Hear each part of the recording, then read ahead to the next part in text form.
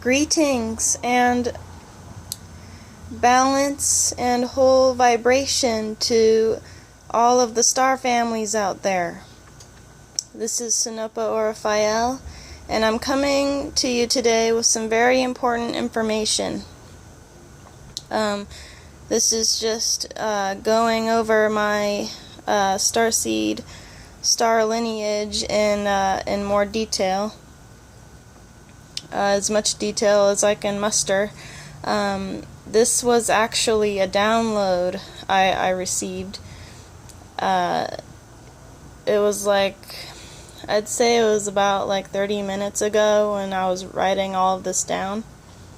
So in this particular episode, I wanted to go over some of the Starseed lineage from Alpha Vulpeculae. Now, Alpha Vulpeculae is a constellation.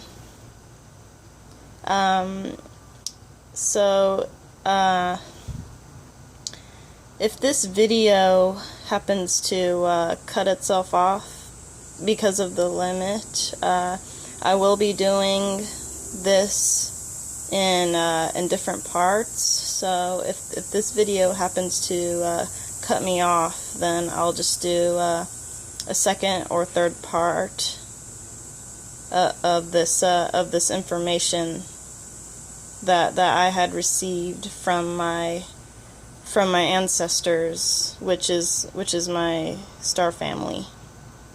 So, alright, to start off, Alpha Vulpeculae is also known as Lucida Anceris, and it has a binary star in which it's close to. It has a little binary star right here, and then this one is Lucida Anceris. It's a bigger star, and when you look it up on Google or Wikipedia, it would say that it was red in color. It looks red. Lucida Anceris is a large red Class K star. It's also known as Ancer. Now, Anceris is planetary. It means having the answer within your soul or spirit. So I broke down the name of Lucida Anceris. Entities who can reach their homeworld, star home, by lucid dreaming. They can affect physical beings through dreams. This is where Lucida comes from. Lucida, like lucid dream. So when you lucid dream, you can often receive answers from the other dimensions. So I hope you guys can see this okay. I'm doing this outside. It's friggin' hot out here today, but I wanted you guys to see what I wrote down here. And in the house, it's kind of dark, so the lights in the house don't really help with actually seeing this in the sunlight. It's better because you can actually read it. So this is my star lineage right here. This is where my soul, my old soul has come from, because your soul can travel everywhere within space. So depending on what your soul is attached to in the physical in this physical life, in this physical body, you will often portray your star home however you feel, whatever energy you feel attached to, you will feel attached to that specific star constellation, if that makes any sense. Okay, moving on. Like I said, you guys, I might have to do this in parts because this might be a pretty long video. Now, okay, so I found this out on the Star Tracker app on my phone. You can look it up if you want. So what I've noticed on the Star Tracker app and on Google, there is a border. There is a border that's around a specific constellation, and this is Alpha Vulpeculae here. See, I wrote down answer and the little binary star. It's next to right here, and this is the constellation. Now, for the entities, for the 7th and 8th dimensional entities to astral travel, they need to go within a nebula, which is a portal that can transfer you out into the other star constellation borders. Now, for these entities to travel, they need to go in a nebula, but they need to contact the solar warden first in order to travel to different constellations.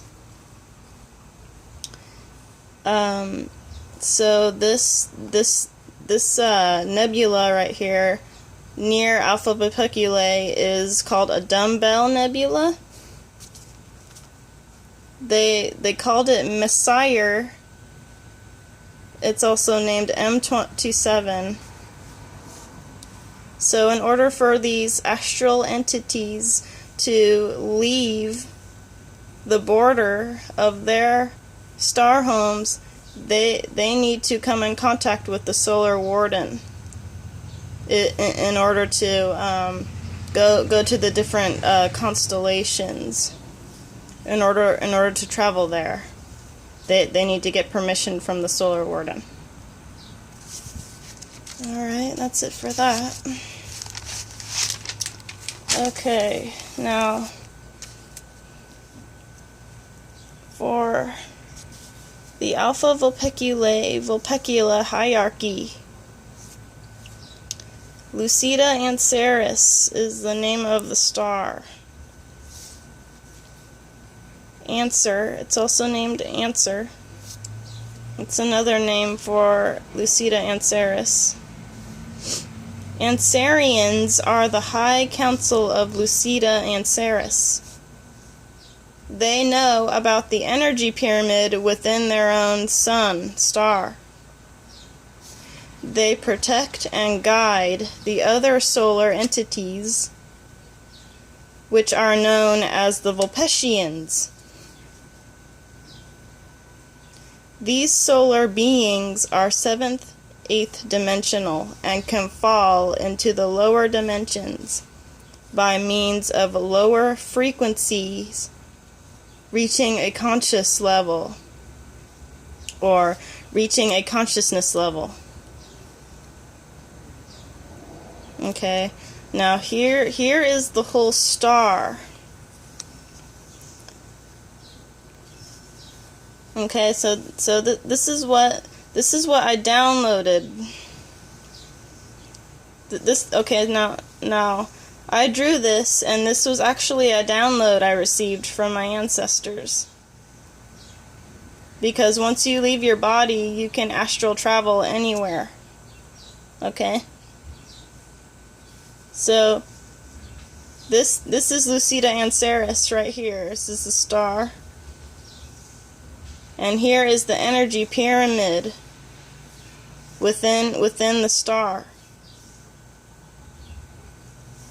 And they can astral travel in here. This is Answer. Okay, so at the top of the pyramid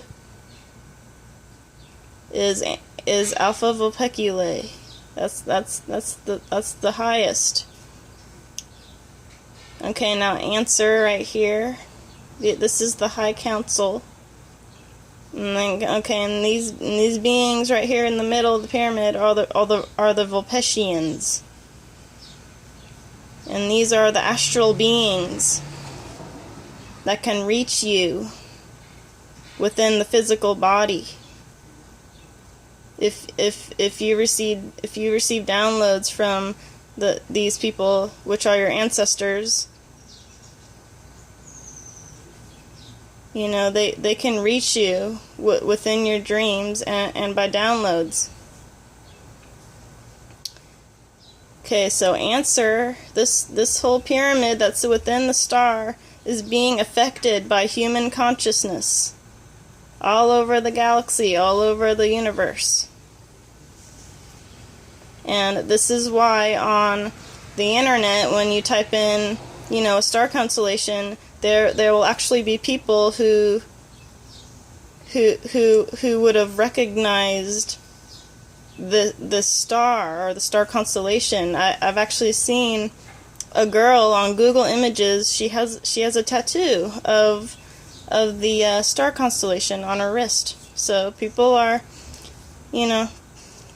taking notice. And the Vulpecians they're actually coming into being by your consciousness. Because you're taking notice of them, okay, you guys? This is really important. This is really exciting to me.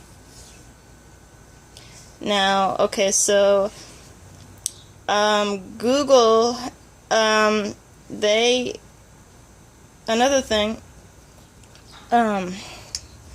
they actually put Alpha Vulpeculae down as Vulpecula sometimes, and I've come to the conclusion that, okay, so Vulpecula are also beings, but they're the negative energy beings of Alpha Vulpeculae.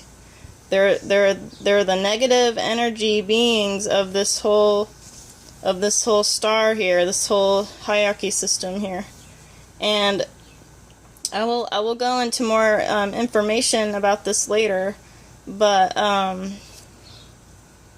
yes, I will go into more information about the entities in a later part of this video, but the higher council actually banished the beings to the lower part of the energy pyramid, because the Vulpecula, these beings as a whole, they lack melanin. Okay, so they're like, they suck energy from the beings who have melanin, which are the Vulpecians. They are the melanin carriers. So the higher council, the higher council, they banished Vulpecula, which are beings who lack melanin. And they actually set up a system, and the Ansarians, they didn't like that, so they banished Vulpecula down to the bottom of the pyramid, because they wanted to, because Vulpecula wanted to set up a control system for the Vulpecians. And the Vulpecians are free beings. They're not physical. They're astral. So for Vulpecula for Vulpecula wanting to do this to the Vulpecians, they were cast down to the lower consciousness level of the pyramid. The entity of Vulpecula is at the bottom of the pyramid. So they cast them down there. Okay, so alright, that's it, you guys. Another part would be just going over the whole personality and history of the Ansarians, Vulpecians, and Vulpecula. So I would need to focus and download that at a later time. And I will also be going over how these astral beings can consciously project themselves into physical human beings, and this is how they will become the anima hume, which are planetary physical beings. Okay, they call themselves anima hume because they projected their consciousness into human beings, and they call themselves that on a planetary level. So these beings are not physical; they're astral in nature, and this is how they are able to.